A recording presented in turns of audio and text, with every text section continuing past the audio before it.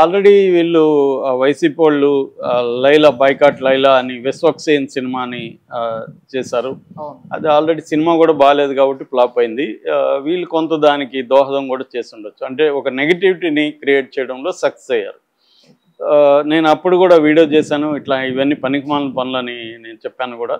So, అప్పుడేమో మా 30 ఏళ్ల 30 ఇయర్స్ ఇండస్ట్రీ 'పృథ్వీ' కామెంట్ చేశాడు. అది మేకలు చూస్తే అప్పుడు చాలా ఉన్నాయి, తర్వాత చూస్తే 11 ఉన్నాయి అనేది మాట్లాడాడు. దాంతో వీళ్ళు ఇదయ్యారు. అతను ఇంకా రెచ్చిపోయాడు, సారీ చెప్పాడు, మళ్ళీ రెచ్చిపోయాడు.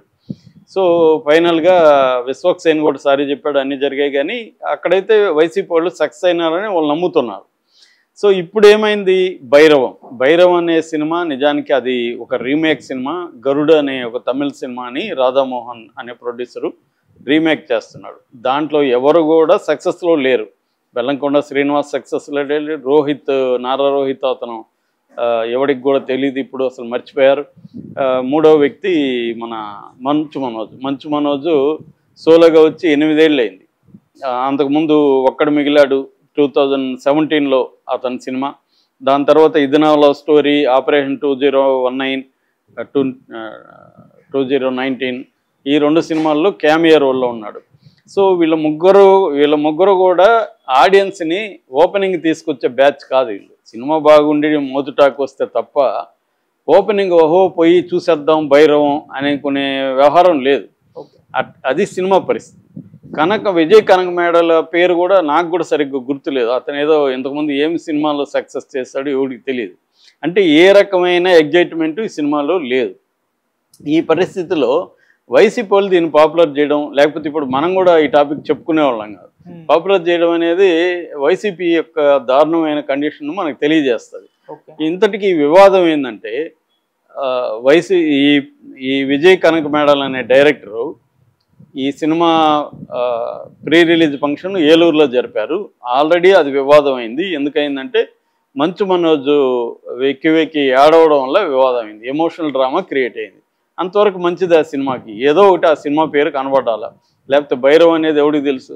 మొత్తానికి అది నిజంగా ఏడ్చాడా, గ్లెజరని పెట్టుకొని ఏడ్చాడో తెలియదు. కానీ మొత్తానికి అతను ఏడవడం వల్ల పాపులర్ అయింది.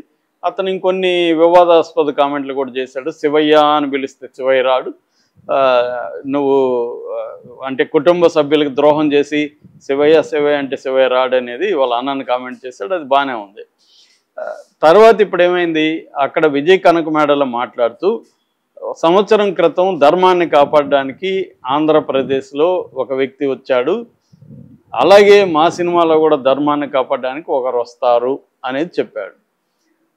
ఇక్కడ ధర్మాన్ని కాపాడడానికి ఒకరు వస్తారు అనేది ఓకే, కానీ సంవత్సరం క్రితం ఆంధ్రప్రదేశ్లో రాజకీయాల్లో రాష్ట్రంలో ధర్మాన్ని కాపాడడానికి ఒకరు వచ్చారంటే ఇది పవన్ కళ్యాణే అని వీళ్ళు జనసేన బ్యాచ్ వీళ్ళందరూ పవన్ కళ్యాణే ధర్మాన్ని కాపాడడానికి వచ్చాడు అని వాళ్ళు అంటున్నారు. ఇతను దాని మీద అవునని కానీ కాదని కానీ అనట్లే. నేను ఆ పవన్ కళ్యాణ్ ఉద్దేశించి అనలేదనో, నేను జనరల్గా ఏదో చెప్పానో అవేం చేయట్లా. అంటే అతనికి కూడా తెలుసు ఇది వివాదం అవుతుందని తెలిసే చెప్పినట్టుగా మనకు అర్థమవుతుంది. ఎందుకంటే సినిమాల్లో స్టెప్ లేనప్పుడు ఏదో ఒక వివాదం క్రియేట్ చేసి, ఎందుకంటే ఎక్కువ పబ్లిసిటీకి డబ్బులు పెట్టే పరిస్థితి లేదు. రాధామోహన్కి తెలుసు ఆయన సీనియర్ ప్రొడ్యూసర్ దేనికి ఎంత పెట్టాలో ఆయనకి తెలుసు. అందువల్ల ఆయన సినిమాలు తీసినప్పుడు కొన్నిటికి ఎక్కువ పెడతాడు, కొన్నిటికి పెట్టడు. ఎందుకంటే దీనికి పెడితే ఉపయోగం ఉంది. 'కార్తీ' సినిమా ఒకటి పెద్ద హిట్ అయింది కదా, దానికి పెట్టాడు, బ్రహ్మాండంగా పెట్టాడు. దానికి అది మంచి హిట్ అయింది కూడా. తర్వాత వచ్చిన 'ఓదెల రైల్వే స్టేషన్' వీటికి పెద్ద పబ్లిసిటీ లేదు. అదేదో ఓటీటీకి, రెండోదైతే డైరెక్ట్ ఓటీటీకి ఇచ్చినట్టున్నాడు, ఓటీటీకి ఇచ్చేస్తున్నాడు. సో అలాగా ఆయనకి తెలుసు అనమాట. దీంట్లో ఇప్పుడు ఈ విజయ్ కనక మేడల్ పరిస్థితి ఏంటి? ఈ సినిమా హిట్ కాకపోతే అతనికి సినిమాలు లేవు. మిగతా బెల్లంకొండ శ్రీనివాస్ వీళ్ళకి కూడా అంత గొప్పగా ఏమి లేదు కెరీర్.